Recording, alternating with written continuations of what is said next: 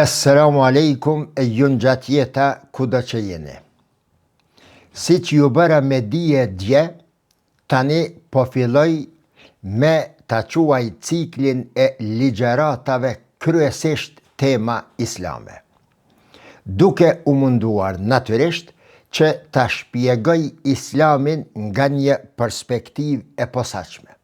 Të them më modest, nga perspektiva si unë e shoh islamin dhe si e kam kuptuar atë përgjatë leximit të Kur'anit, studimit të Kur'anit, përgjatë leximit të Sunetit, përgjatë përpjekjeve për ta kuptuar atë filozofin e thellë apo thellësinë filozofike të Sunetit në përgjithësi e natyrisht edhe njohuritë të cilat i kam fituar përgjatë rrugtimit tim nëpër rreshta të shkruar nga autor me peshë në historinë islame, si dhe e patjetër njohuritë të cilat i kam fituar përgjatë rrugtimit apo përgjatë vizitave të mia që i kam bërë shumë shteteve dhe shoqërive muslimane.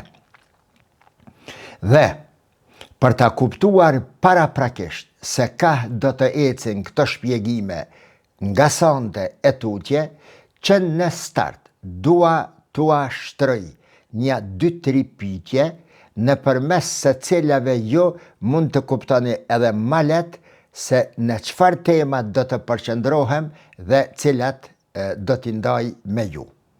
Pyetja e parë është me sa vjen.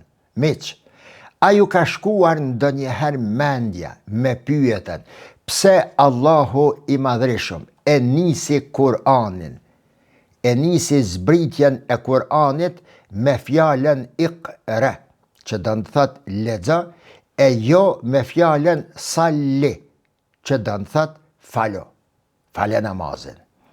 Apo pse Zoti i Madhreshëm betohet në lapsin dhe në ata që shkruajnë e nuk betohet në namaz dhe në ata që falen.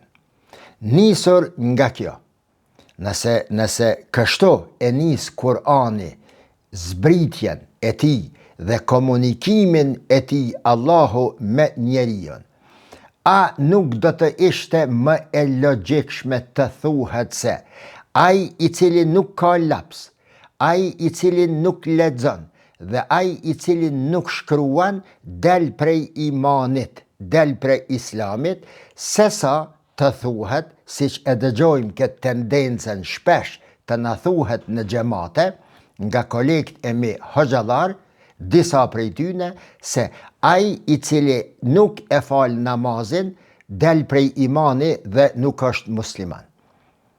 Kur dihet se namazi i bëhet obligim muslimanit shumë kohë pasi nis zbritja e Kur'anit me fjalën Iqra.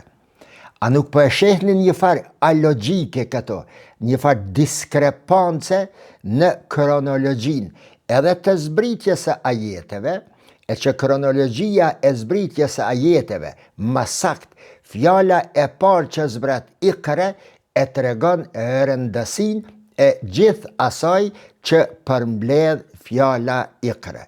Pra, lexo, për të lexuar do të shkruash, për të shkruajtur do të kesh laps, do të kesh tastaturë, do të kesh kompjuter, do të kesh material në të cilën shkruan, pra një proces prodhimesh dhe produktesh të cilat do t'i zbulosh, ti mbash në dorë dhe ti vësh në përdorim. Pra, a nuk është diçka alogjike të thuhet se ai i cili nuk e fal namazin nuk është besimtar, ndërsa ai i cili nuk lexon, me që Zoti po i thot Iqra, me një herë po e nis ashtu, lexo, të mbetet ende besimtar? Tjetra, një pyetje. A keni menduar ndonjëherë mbi prioritetet e islamit? Si e nis islami, mbi çka përqendrohet, cilave tema ju jep rëndësi më shumë dhe cilës hapësirë i dedikohet ma shumë Kur'ani. Hapësires në këtë botë, për ta fituar këtë botë, apo si që e quaj disa herë, për ta fituar mbretërinë toksore, apo flet për qiej, e flet për atë botë, e flet pas vdekjes, e natës së varrit, cilat tema i trajton Islami.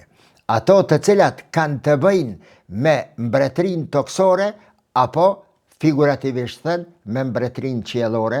A i keni shashit në herë këtë çështje? Apo edhe një pyetje tjetër.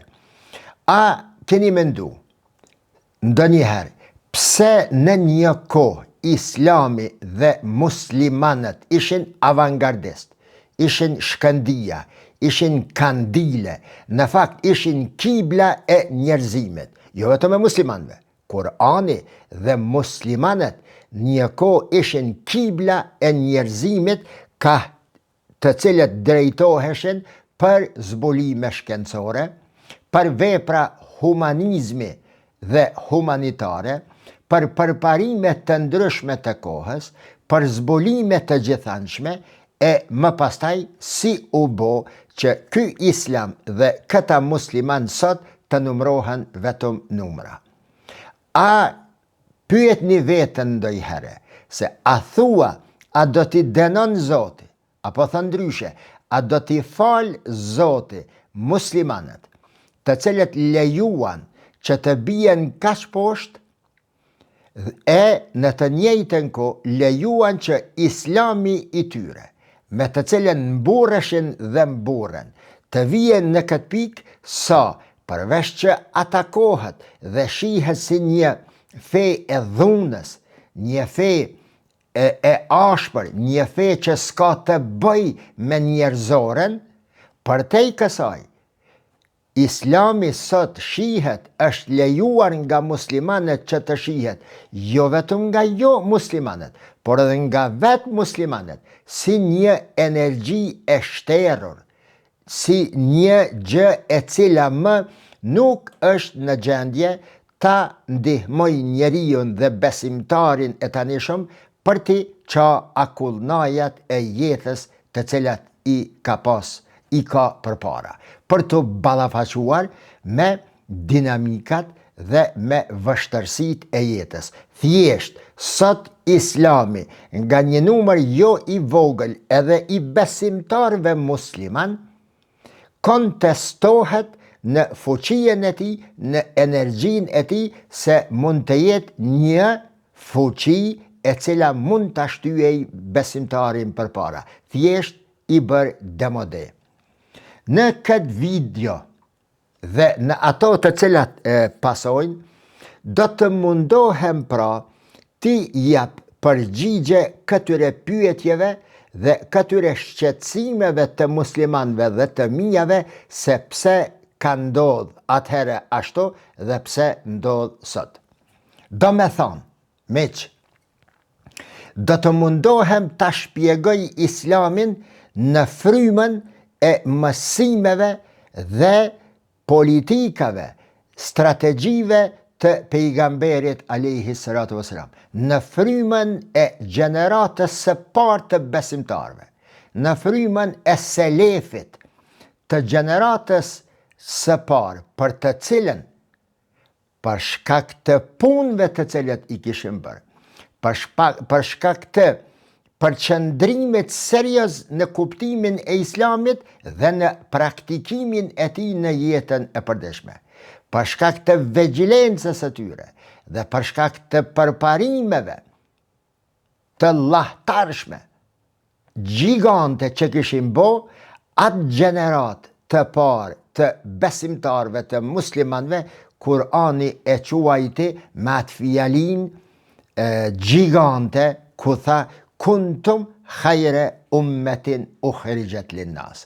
Jo, oj gjenerata e parë e besimtarve, për shkak se ishit të tillë, për shkak se dëgjuat mirë fjalën e Zotit, për shkak se e lexuat mirë dhe e kuptuat thellë fjalën Iqra, për shkak se i ndajtet në besë profetit tuaj, liderit tuaj, udhëheqësit tuaj, komandantit tuaj, mësuesit tuaj, dhe për shkak se mësimet e Kur'anit dhe të pejgamberit alayhi salatu vesselam i praktikuat siç dohet, ju tani e meritoni titullin dhe epitetin kuntum khayra ummetin ukhrijat linnas. Ju jeni gjenerata më e famshme, më e suksesshme, më e lavdishme që ka pas ndonjëherë gjinia njerëzore.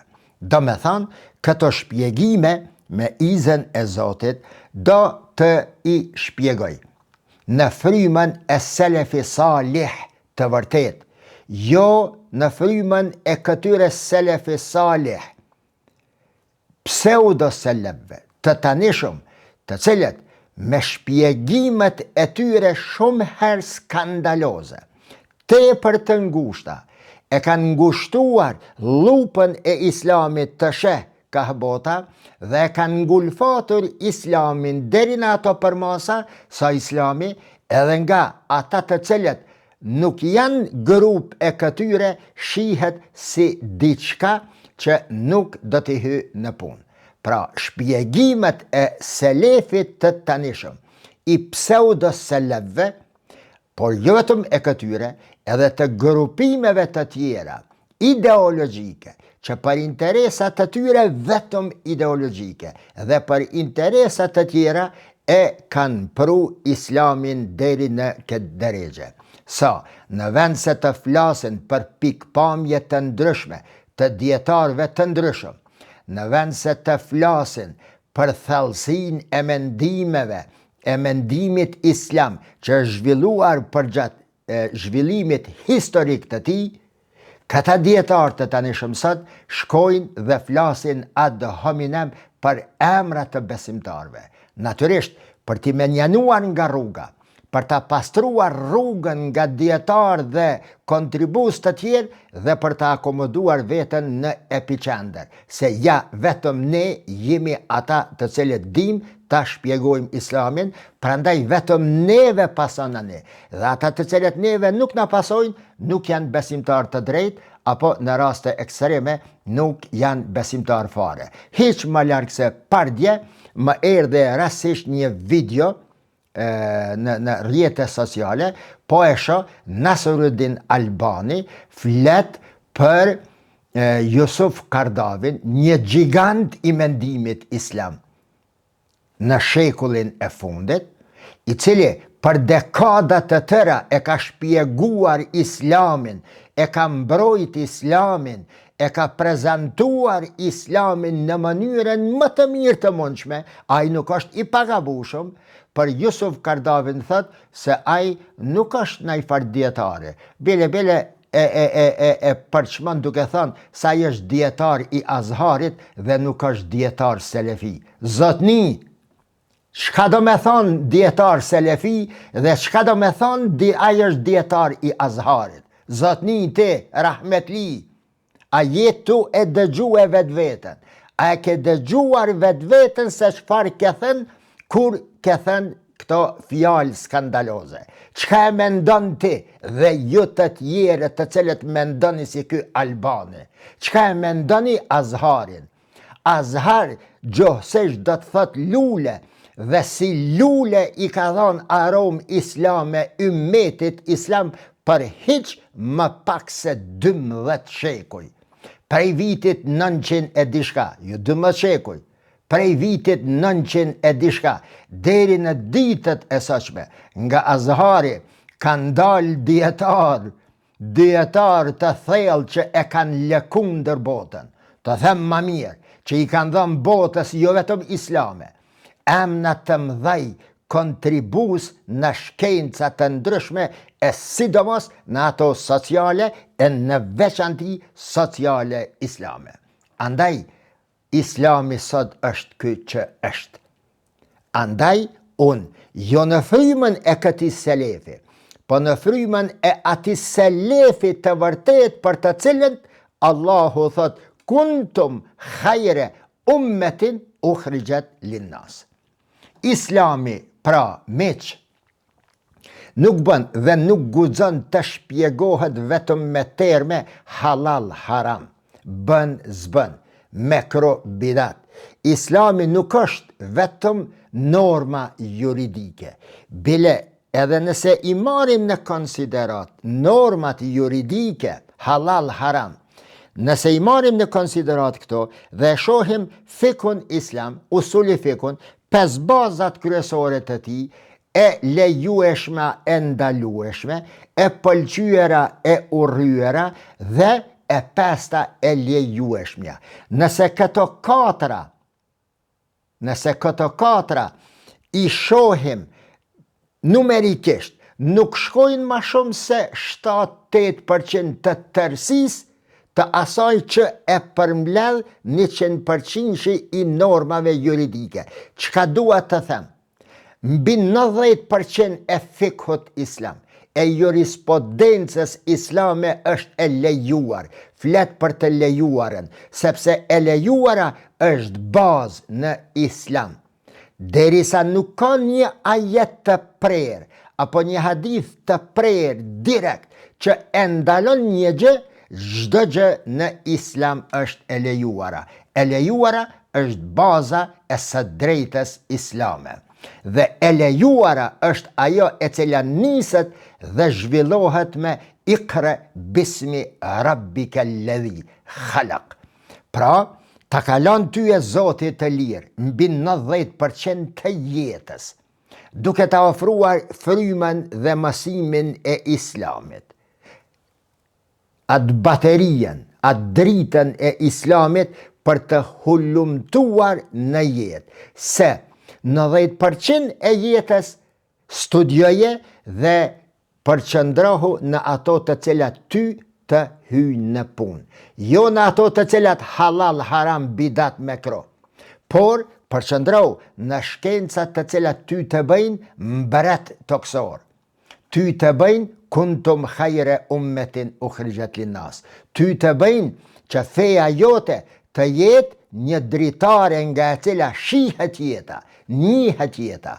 Për këtë arsye them edhe njëherë, jam larg dhe me vendosmëri jam larg nga këta pseudo-selef dhe pseudo-medhebistat të tjerë, të cilët e kanë ngushtuar lupën islame, vështrimin islam, dritaren islame deri në skajshmëri. Islami pra e shikon njeriun, temat cilat do t'i trajtoj me izën e Zotit, këtu po mundohem t'a shpjegoj, këtë formë të islamit do t'a shpjegoj, ose kjo formë ka me qenën forma e shpjegimit siç une e kuptoj islamin.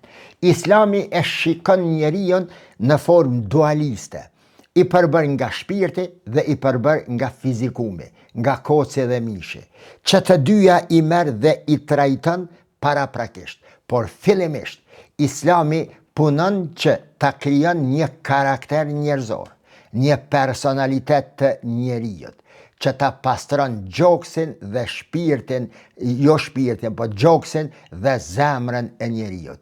Andaj thot elem nashrah laka sadrak, po i thot pejgamberit, rrjedhimisht të gjithë njerëzve, ne para se ta vëm mbi supët e tua barrën e misionit të islamit, ne kërkojmë nga ti që ta pastrosh zemrën dhe gjoksin ton. Moralisht të jesh i pastër.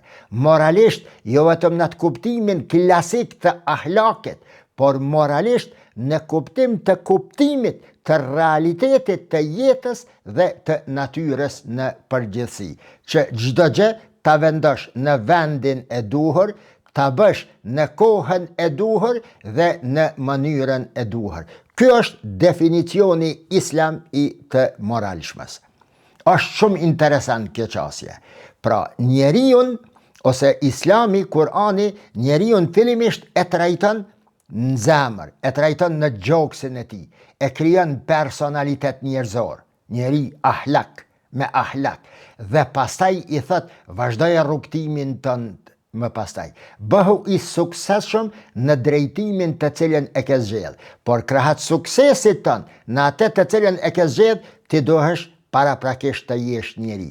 Si mjek, si profesor, si sportist, si arkeolog, si astronom, si mësues, si hoxh, si lider politik, si udhëheqës, si udhëhequr, ti do të kesh parasysh se Zotin e ke pranë dhe regjistrohet çdo gjë të cilën ti e bën dhe u afron të tjerëve. Në anën tjetër, Islami më njëherë fillon edukimin e kësaj qenje njerëzore, të cilën më pastaj do ta quajnë Khalifetullahi fil ard, zëvendës i Zotit në tokë, e orienton ka njohja e 3 themeleve bazë, mbi të cilat përqendrohet mendimi islam. Dhe këto janë ato prioritetet për të cilat ju pyeta në fillim të kësaj videoje, se a i dini cilat janë prioritetet bazë mbi të cilat ngritet mendimi islam, islami si fe, si kultur dhe si civilizim. E thot Kurani këta. E nisë.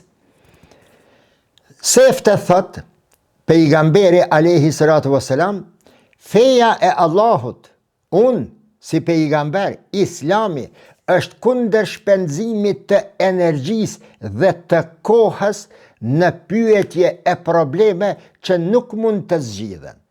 E nëse zgjidhen, nuk kanë ndonjë dobi, nuk kanë ndonjë dobi aty. Muhamedi alayhis salam, në fillim të këtij cikli të ligjëratave, e potencoj me theks të posaçëm hadithin e pejgamberit kur thot se kur i quan të kota të gjitha ato dituri, fitimi i të cilave është i padobishëm dhe mungesa e tyre që nuk shkakton ndonjë humbje për besimtarin. Islami e ka stimuluar dhe nxit, pastaj edhe e shpërblen e paguan me ari diturin në ata lëmej që janë të hapur dhe të cilët lëmej i hyn besimtarit në punë. Por të bërë musliman i atil dhe feja e ti, fej e atil që të ndrit dhe të ofroj zgjidhje edhe në kohën e tanishme të cilën po jetojmë. Islami nuk duron dhe nuk duhet të duroj, mbase as ne të cilët e shpjegojmë islamin, që xhamia tona t'i shëndrojmë në objekte për shoqëri kulturo-artistike, që në vend të shpjegimit të islamit, ilahistat dhe të këndohen ilahi pralla aty, të cilat nuk kanë asnjë vlerë në islam, të cilat nuk i përmend as Kurani, as hadithi, as sahabët, as tabiinet e as tabiinet. Islami, pejgamberi thot, pra që të përqendroheni në shkenca, në njohuri, në dituri të cilat juve ju hyjnë në punë. Ju kujtohet kur e kam shpjeguar atë 8 ajetet e para të surës El-Mu'minun, kad eflaha el-mu'minun. Është ajeti i treta, i dytja, i tretja, nuk po më kujtohet, wa anil lagvi mu'ridun. Të shpëtuar janë ata të cilët largohen nga fjalët e këqija. Një numër jo i vogël i dietarëve islam e spjegoi në mënyrë shumë të ngushtuar. Në fakt, anil lagvi mu'ridun, largohuni nga fjalët e këqija, e ka kuptimin largohuni nga diturit, largohuni nga poezit, largohuni nga këngët, largohuni nga çdo gjë e cila nuk ju hyn në punë dhe për të cilën Allahu nuk ju pyet nëse nuk e keni bëhe. Nuk ju merr në përgjegjësi nëse nuk e keni bëhe, e as që mirët me juve te ju shpërblej nëse ju atë e keni bë dhe e di se e bëni për përfitimet tuaja personale në dëm të besimtarve. Dhe kjo është arrit, këtë fitore e keni arrit jo me këto ilahi dhe jo ilahista që mashtroni besimtarët në mungesë të angazhimit tonë si hoxhallar. Kur hoxhallaret e kanë lënë hapësirën zbrazët, vakuum kanë lënë aty. Pastaj ilahistat dhe prallat të tjera e kanë mbushur ambientin islam. Kanë arrit deri në atë momente që në ditë gjumaje, në për evenemente të shënjuara islame, në ditë bajrami, xhamijat shqiptare këto dhe në diaspor të kumbojnë nga zëri shterës i ilahistave dhe nga ilahit të cilat asgjë, ama bash asgjë nuk ka bereqet e as hajër në te. Në surën El Yunus, ajetin 101, Kurani po i drejtohet njeriut për t'ja treguar ato 3 objektivat se ka do të përqëndrën jetën e vetë. Edhe i thët, kulin dhuru madha fis samawati wal ard. O jo besimtar, kapne teleskopin dhe shikoni se qëfar keni në qiej dhe në tokë. Nuk e përdor Kurani këto fjallën e ra'a, roje, me pa, qërni shka ka. Por e përdor undhuru, shikoni me vrojtim. Studione do me thonë, se qëfar keni në qiej dhe në tokë. Orientimi i par i besimtarit të cilin ja bën Allahu dhe pejgamberi alayhi salatu wasalam. Kështu e ka kuptuar pejgamberi Kur'anin, kështu pastaj hadithet i ka thonë në përposhmëri me Kur'anin dhe çdo hadith që nuk është në përposhmëri me Kur'anin, pa marrë parasysh senedin nëse e ka personik të sakt, ai hadith nuk është i vërtet. Sepse nuk guxon hadithi me ranë ndesh me masimet kuranore. Islami, me që e shikon njeriu në shpirt, edhe trup, frym edhe fizikum, edhe natyren e shikon të tillë, sepse në krijimin e natyres janë ato të cilat quhen shenjat e Zotit, apo ayatullah. Ajetet kuranore nuk guxoni ti përktheni në vargje. Varg i thuhet ato shka e shkruan edhe një ilahist, varg i poezis.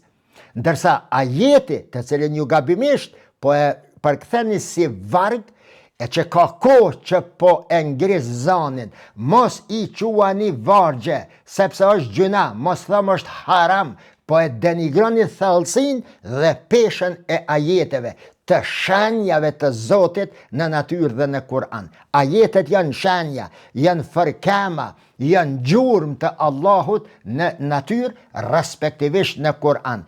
Ajetet në Kur'an në fakt janë natyra që flet me zë. Islami pra nuk jam mohon tërsisht as natyrës segmentin e saj shpirtëror. Keni kujdes. Nga se Islami sheh në krijimin e tërësishëm të ekzistencës, në qiej dhe në tokë, si dhe në çdo gjë që gjendet mes tokës dhe qiellit.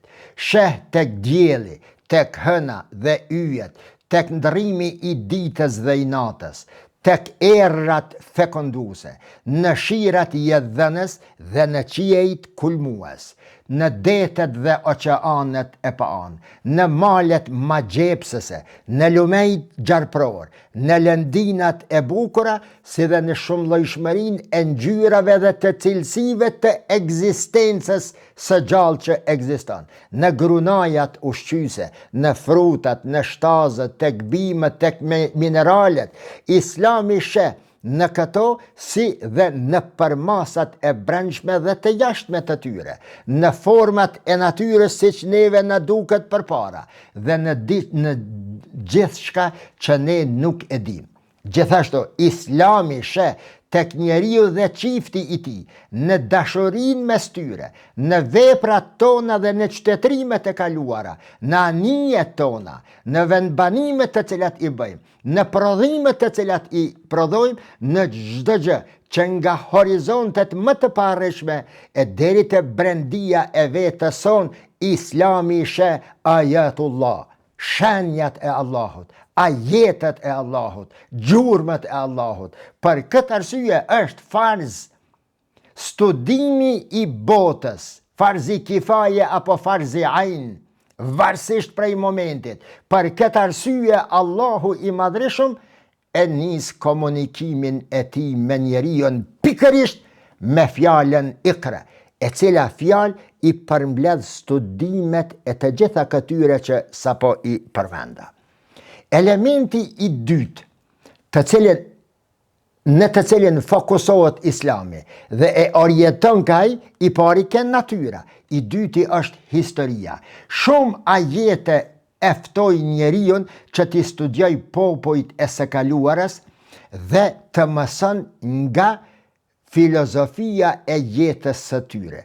Ti mëson shkaqet dhe pasojat e rënjes së tyre nga drasat e historisë dhe ngritjes së të tjerëve mbi drasat e teatrit të historisë. Duke e bërë me dije Kur'anin njeriun se edhe historia pra e njeriut, e cila histori fillon pikërisht me njeriun, para njeriut nuk ka histori, nuk quhet histori, njeriu është krijues i historisë, thot Kur'ani se edhe historia, sikur natyra që lëviz si pas shkakut dhe pasojës, që i ka ligjet e strikta, edhe historia vepron si pas ligjeve strikta të saj. Prandaj keni kujdes, mësoni dhe lexojeni të kaluarën, shikojeni, vizitojeni, shihni se çfarë ka ndodhur. Vizitojeni ose në përmes reshtave duke i lezuar, ose në përmes metareshtave të cilat i keni lezuar, ose në përmes udhëtimeve tuaja fizike. Andaj Kur'ani në mënyrë të qartë thot, qad khalet min qablikum sunanun, fasiru fil ardi fanzuru kejfe kana aqibatul mukaththibin. Ecni në për tokë. Më falni, kad khalet min qablikum. Edhe para juve ka pas popoj të ndryshëm. Sunanun ka pas edhe ligje të ndryshme. Fasiru fil ard, andaj hecni në për tokë. Fanzuru, jo me roje, shihni, por fanzuru, shikoni duke e vrojtuar se si janë dënuar dhe si kanë pësuar gënjeshtarët dhe ata të cilët kanë rajnë se janë duke e njohur dhe lexuar historinë, duke e mësuar historinë dhe më pastaj nuk e kanë vënë në praktik atë të cilën e kanë mësuar dhe ka qëndash të mësoj. Në anën tjetër, është edhe një ajet tjetër, i cili tek mua ka lënë gjurmë të pashlyeshme dhe të thella, kur thot Kur'ani, tilke ummetun kad khalet, leha ma kasabat, wa lakum ma kasabtum. Ata popoj, ato gjeneratat e kaluara, kad khalet, kanë shkuma, leha ma kasabat, do të marrin shpërblimin e tyre në bazë të asaj që kanë punu, wa alejha ma iktasabat, dhe do të marrin, do të sankcionohen për shkak të lëshimeve dhe gabimeve, për shkak të mosmësimit, të cilën ka qëndash të marrë dhe nuk e kanë marrë. Wala tus'aluna amma kanu yaf'alun, e ju nuk do të pyeteni për ata se çfarë kanë bë, nuk do të mirreni në përgjithësi. Jo, ne sot gjenerata jon do të merremi në përgjithësi për atë që e bëjmë dhe për atë që u alam gjeneratave e vladve tanë dhe gjeneratave që vinë pas neve. Një aspekt tjetër, i treti, pra po e përmbledhi, aspekti i parë të cilin e përqendron Islami tër fokusimin e tij është zbulimi dhe studimi dhe vrojtimi shkencor i natyrës, e dyta historinë, pra njeriun, ligjet e historisë, dhe e treta shkon edhe më thellë se kaq, vetëdijen njerëzore, atë që quhet vet une, atë që quhet logjik, arsye e njeriut. Kur'ani këtë të fundit vetëdijen njerëzore e përmend si një burim i veçant i diturisë. Si pas Kur'anit, i gjithë krijimi përbëhet nga shenja, nga ajete kur'anore, nga ajete hyjnore. Andaj, si ta lexojsh Kur'anin, si ta lexojsh një libër, si të bëjsh hulumtime në natyrë, në biologji, në histori, në fizik, në kimi, në çfarëdo, në gjeologji, në galaksi, atje është e njëjtë në vlerë apo në kantarin e Kur'anit. Të gjitha shkencat janë të njëjta, përveç të parës që është njohja e Allahut nëse konsiderohet shkencë. Jo, nuk është shkencë, por pas njohjes së Allahut, Ka vlera në për kohë të ndryshme, në për shoqëri të ndryshme, në për trajtesa të ndryshme, një shkencë më e rëndësishme se tjetra por në kantarin e Allahut, si hulumtus, si studius, që po bën përpjekje për t'i mësuar, për të komunikuar me Allahun në përmes mësimit të këtyre shkencave, në kantarin e Allahut janë të njëjta. Zoti i madhreshëm i thët njerijut se Kurani, siç e ka atë pjesën të cilën ju e shihni, e ka dhe atë pjesën e brendshme ezoterike. Egzoteriken dhe ezoteriken. Botën e jashtme jeni të obliguar që ta studioni dhe në përmes saj të arrini nivelin e ati vendi ku Zotit do të quan Khalifetullahi fil ard. Brenda vetës ton, Kurani e quan nefs, anfus, ndërsa ajo që është jashtë neve e quan ufuk, ose afak, ose në shqip horizonte. Dhe për të gjetë Zotin, për të qenë besimtar i mirë, për të qenë ai i cili e ke dëgjuar me vëmendje dhe ke vepruar si shte ka porosit Zoti në përmes fjales së parë Iqra, Zotit thët se nurihim ajatina fil afaqi wa fi anfusihim hatta yatabayyana lahum annahu al-haq. Shenjat e tona, ajetet e tona, ne do t'u tregojmë juve në brendësinë tuaj, në veten tuaj, në thellësitë e shpirtit dhe të trupit tuaj, përtej asaj që quhet fiziologjike, dhe shenjat tona, ekzistencën tonë, gjurmën tonë, do t'ja tregojmë në horizontet e larta. Pra, mjekësia, psikologjia, psikiatria, të merret me trupin për ta gjetë Zotin sepse do ta gjen. E tha, po nuk e tha me gojë, ai do ta gjen një krijimtari të mahniqme të Allahut dhe drejtohu ka galaksit, drejtohu ka trupat qiellor. Mos i dëgjon mashtruesit konspiracionist. Jo toka e rumbullakët, jo nuk ka shku njeriu në Han, jo në Mars, dëgjone fjalën e Allahut xhelle shanuhu. Fasiru fil ard, ose se nurihim ajatina fil afaqi wa fi anfusihim. Nëse nuk pas ka shku njeriu, nëse nuk pas ka qiell atje, e Mars, e Han, e trupa qiellor, pse Zoti po thot, do ta tregojmë ne gjurmët e tona në horizontet më të larta. Dhe për fund, një shprehje e famshme është, e gdhendur në gurin e varrit të një prej njerëzve më të famshëm gjerman. Filozofit Immanuel Kant shkruan, ka dy gjëra që e zgjojnë admirimin tim dhe më mahnitin në thellësit më të thella të mia. Është yjet në qiell dhe preciziteti në galaksi, si dhe shpirti apo rregullat morale, ligji moral në shpirtin ton, në brendësitë tona. Fjala e Immanuel Kantit është përkthim adekuat i ajetit kuranor se nurihim ajatina fil afaqi wa fi anfusihim. Shpjegimet e mia me izën e Zotit do të përqendrohen në këto tri themele bazë mbi të cilat ngritet Islami dhe çdo gjë që lidhet me Iqra, sepse mua po më asocion se fjala Iqra është ajo e cila në fakt, në një mënyrë apo tjetrën, e tregon besnikrin tane ndaj Allahut dhe ndaj fesë sate. Deri në videon e radhës, wassalam.